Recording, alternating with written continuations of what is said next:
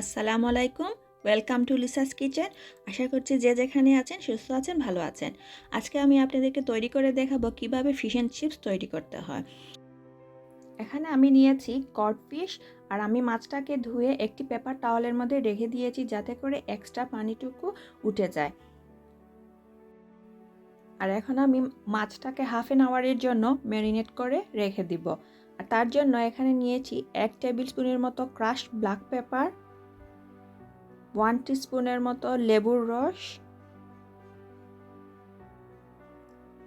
আর দিয়ে দিব কিছুটা লবণ। লবণটা আপনাদের স্বাদ মতো দিতে পারেন।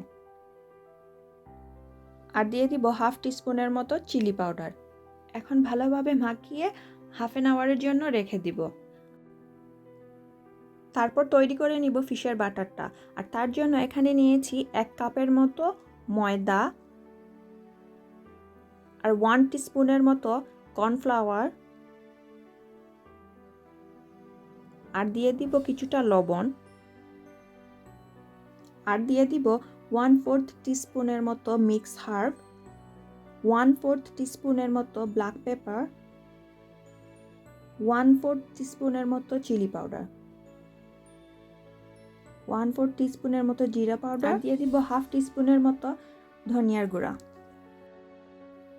আর পানিটা দিয়ে একটি পাতলা বাটারের মতো তৈরি করে নিব।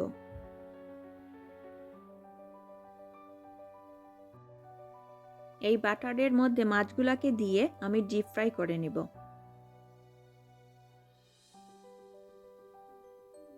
মাছটা গোল্ডেন ব্রাউন হয়ে গেলে একটি টিস্যু পেপারের মধ্যে উঠিয়ে নিব। আর এই তো হয়ে গেল আমার মজাদার। আপনারা বাসায় অবশ্যই আমার এই রেসিপিটা ট্রাই করবেন।